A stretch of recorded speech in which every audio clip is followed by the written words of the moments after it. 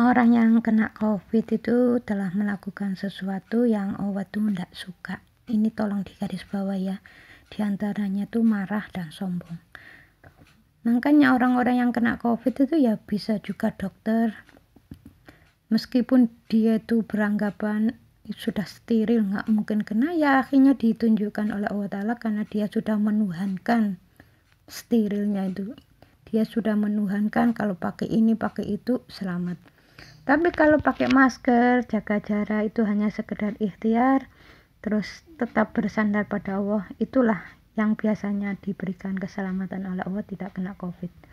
Makanya jangan heran, ada orang yang bilang, oh orang-orang yang kumuh itu nanti kena, ya, ternyata dibuktikan oleh Allah Ta'ala, orang yang steril, dokter pun masih kena. Jadi enggak semua orang, hanya orang-orang yang sudah dipilih oleh Allah. Jadi COVID ini memang ada hubungannya dengan akhlak-akhlak yang kurang baik di masa lalu. Jadi kalau Allah itu sudah menentukan takdirnya kena COVID, ya kenapa dulunya tuh masih menyimpan marahnya? Coba kalau nggak marah, misalnya dia tuh nggak marah, kan takdirnya bisa beda.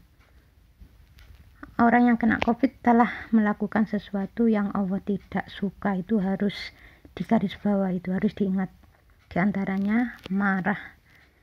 Jadi pemerintah itu selama ini kan hanya menyuruh jaga jarak, menghindari kerumunan, membatasi mobilitas, terus pakai masker, ya seperti itu. Tapi jarang sekali ya pemerintah atau para pendakwah itu mengajak jangan marah. Nah, coba ini dimasukkan ke dalam protokol kesehatan, ada tambahannya di bawah, jangan marah, hindari, jangan sampai marah. Nah itu insya Allah ya akan diberikan keselamatan oleh Allah. Jadi yang selama ini Bunda lakukan dan anak-anak Bunda, saya sering sarankan pada anak-anak saya, tolong yang dimaksud menghindari kerumunan ini, kalau menjauh dari orang ya nggak mungkin kan marah-marah. Tapi kalau berdempetan atau apa itu kan ya bisa saja marah karena duduknya sesak, akhirnya marah. Tapi kalau berjauhan, mau marah gimana berjauhan? Ya maksudnya itu mungkin seperti itu, tapi ini nggak tahu. Jadi cara penelitian mereka itu, para dokter itu, kalau menghindari kerumunan bisa selamat. Ya kenyataannya dokter itu yang sudah higienis, membanggakan karena sudah higienis, steril, pakai masker sampai rangkap, ya kena juga. Pokoknya kuncinya itu jangan marah, jangan sombong, itu jangan sampai dilakukan, dan itu tolong digarisbawahi. Tolong jangan marah. Dalam hadis pun sudah diterangkan, jangan marah bagimu surga. Nah, kalau dibalik, kalau kamu marah bagimu neraka. Neraka dunia itu apa ya? Kena COVID itu, diantaranya ya seperti itu. Jadi yang selama ini Bunda temui itu ya, sangat jarang orang itu memberikan kajian akhlak, maksudnya kajian akhlak. Kalau secara teori sih bisa ya, tapi menjadi imam tentang akhlak yang baik itu jarang sampai orang itu paham, sampai orang itu menilai baik benar orang itu ya, betul-betul akhlaknya baik, sampai orang tuh mengatakan seperti itu tuh sangat jarang. Jadi para pendakwah itu kadang-kadang ke jamaahnya itu jangan marah, hanya itu saja, tapi tidak diterangkan secara detail. Kalau marah itu nanti efeknya kamu itu kena COVID misalnya, kamu itu kena penyakit ini, itu enggak diterangkan. Cuma hanya menjelaskan jangan marah, ya sudah. Kalau hanya itu kan orang itu kurang paham, sebetulnya ada loh efeknya. Jangan marah. Saya sering pesan pada anak saya selama COVID ini, pokoknya jangan sampai marah apapun. Jadi ada persoalan apapun ya lebih baik yang menghindar. Kalau memang ada yang kurang berkenan di hati, pokoknya ada yang mencaci maki misalnya, ya mundur aja, nggak usah diladeni. Pokoknya jangan marah. Itu yang Bunda lakukan, dan anak-anak Bunda ini selama COVID alhamdulillah diberikan kesehatan oleh Allah. Dan ini sekaligus menjadi ujian bagi saya dan anak saya.